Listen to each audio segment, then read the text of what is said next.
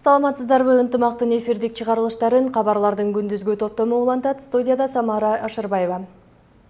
Бүгүн Кыргызстандагы мектептерде акыркы коңгуроо салтанаттары өтүүдө. 2200дөн ашык мектеп бүтүрүүчүлөрүн расмий узатат. Акыркы коңгуроого байланыштуу 26 майдан тарта өлкө боюнча милиция күчөтүлгөн тартипте иштөөдө. Коомдук тартипти көзөмөлдөөгө 3,5 миңден ашуун милиция кызматкерлери тартылганын Ички иштер министрлиги билдирди. Маалыматка караганда, атайын даярдалган кызматкерлерден мобилдик топ да түзүлдү. Мектептерде тартипти камсыздоо жана окуучулардын коопсуздугу үчүн жоопкерчилик райондук, аймактык ички иштер бөлүмдөрүнүн жетекчилерине жүктөлдү. Бүгүнкү күнү аябай толкунуп жатам. 11 жыл окуп, мектептен коштошуп жатканыма, мектепти уже экинчи үйүбүз болуп калды. Тыюу салынганына мен түз эле карадым. Анткенде өзүбүздүн ден соолугубузга деле бир келтире алышыбыз мүмкүн, кокустук. Жана ага акча коротпой эле, ал акчаны бир жакшы нерселерге жумшасак болот. Сөзсүз эле отуруп, мындай кылыштын анча деле кажети жок деп ойлойм. Ош курулуш коллежинин директоруна иш козголду. Бул тууралуу экономикалык кылмыштарга каршы күрөш кызматынан билдиришти. Маалыматта айтылгандай, окуу жайдын директору мамлекеттик имаратты 1 жылдык мөөнөткө арзан баада ижарага берип койгон. Андан казынага 768 миң сом зыян болду. Коллеждин имаратынын бир бөлүгү былтыр 1 жылдык мөөнөткө ижарага берилген. Мыйзам бузууну эсеп палатасы менен каржы полициясынын өкүлдөрү аныктап чыгышты. Бул факт боюнча Ош облустук прокуратурасы кызмат абалынан кыянаттык пайдалануу беренеси менен иш козгоп, тергөө амалдары уланууда. Жогорку кеңеш расмий күбөлүк ала элек жарандарга нике кыйгандарды кылмыш жоопкерчилигине тартуу демилгесин четке какты. Бүгүнкү добуш берүүдө 44 депутат макул, 61 депутат каршы болду. Үй-бүлө жана кылмыш жаза кодекстерине сунушталган өзгөртүүлөргө ылайык жубайларды никеге чейин расмий каттоодон өтүүгө милдеттендирүү киргизилген. Ошондой эле нике күбөлүгү жок түгөйлөргө нике кыйган молдолорду жоопкерчиликке тартуу жагы каралган. Статистикалык маалыматтарга караганда, Кыргызстанда аялдардын 15% 18 жашка, ал эми 1% 15 жашка толо электе күйөөгө чыгат. Кыргызстан Евразия чөлкөмдөрүндө турган 35 мамлекеттин арасында 15-19 жаштагы кыздардын турмушка чыгуусу боюнча жүргүзгөн изилдөөдө 5-орунда.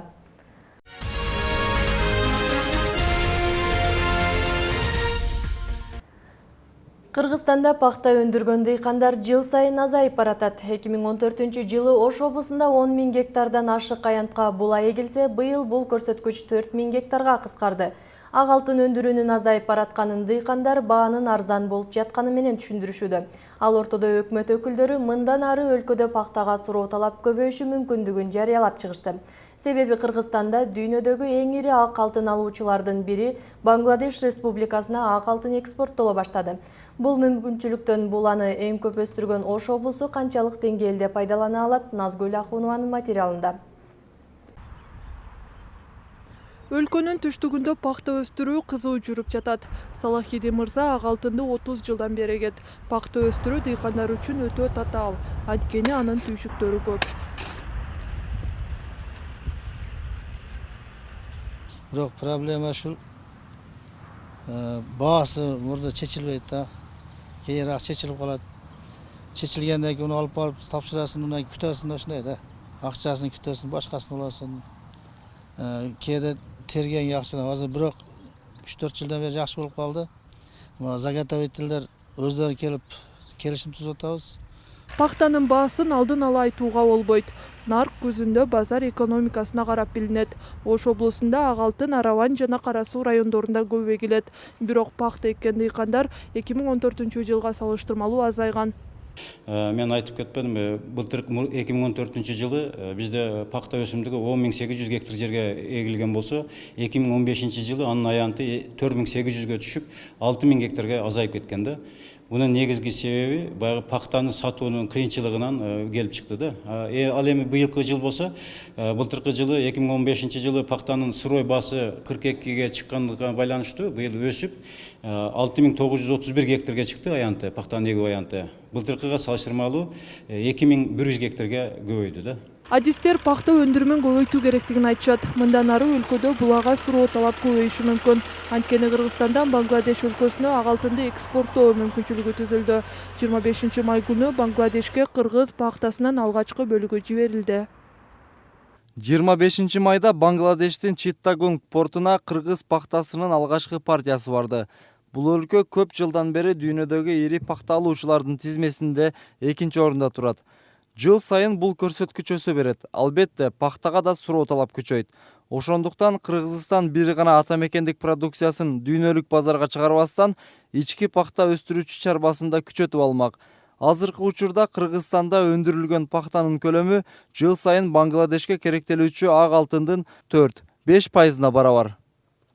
Кыргызстандан Бангладеш элдик республикасына жылына канча өлчөмдөгү пахта жиберилиши азырынча анык эмес. Бангладеш кийимдерди тигүү боюнча Кытайдан кийин эле 2-орунда турат. Маалымат иретинде айта кетсек, азыр Бангладеш Өзбекстанда өндүрүлгөн ак алтынды алышат. Буга чейин Кыргызстандан бул өлкөгө пахта экспорттолгон эмес. Өлкө буласы учурда Орусия жана Турцияга жиберилет. Назгүл Ахунова, Эрмек Муратбек уулу, Мунар Арзыбек уулу, Ынтымак. Шашылыш билдирүү өзгөчө кырдаалдар министрлиги тараткан маалымат боюнча бүгүн 27 майда аба ырайы туруксуз болуп нөшөрлүү жаан-чачын күтүлөт. Катуу жааган жаандан республиканын тоолуу жана тоо этектериндеги райондордо сел жүрүшү мүмкүн. Чыгарылышыбызды дүйнө жаңылыктары менен улантабыз. Грецияда мигранттарды атайын качкындар борборуна көчүрүү уланып жатат. Идомендеги лагерде жалпысынан 10 миңден ашуун киши бир канча убакыттан бери жашап келишкен. Бирок бийлик аларды стихиялуу жерден көчүрүүгө бел байлады. Адистердин айтымында эвакуациялоо тынч өтүүдө. Эч ким каршылык көрсөтүп башаламандыктарды жараткан жок. Грецияда 2 күндөн бери стихиялуу лагерден качкындарды көчүрүү уланууда. Чек арасыз дарыгерлер уюмунун маалыматына ылайык, эвакуация тынч өтүп жатат. Аларды атайын мигранттар үчүн расмий борборлорго жеткиришет.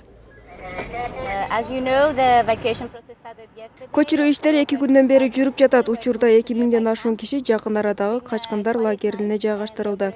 Баары тынч, эч ким каршылык да көрсөткөн жок. Бирок ага катары эле мигранттар келечегинен чочулап турушат. Себеби расмий борборго барган соң андан ары Батыш Европага чыга албай калышат. Азыр бул кишилерде ишенбестик жана коркунучтук сезимдери басымдуулук кылып турат. Алар алдыда бизди эмнелер күтүп турат деген ойдо. Бирок бийлик тарабынан мигранттарга баардык шарттар түзүлөт. Андан сырткары мигранттар качкындар лагеринде кандай жашайбыз деп да тыңсызданып турушат. Мындан 1-2 күн мурда Греция бийлиги лагердеги палаткаларды сүрдүрүүгө оор техникаларды жиберген.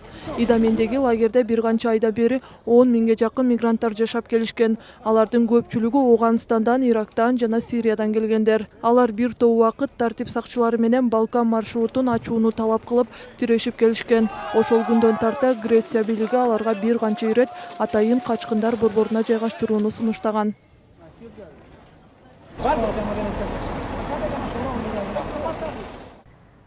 Сиздер ушул сааттарга алынган кабарлар топтому менен тааныштыңыздар. Саламатта болуңуздар.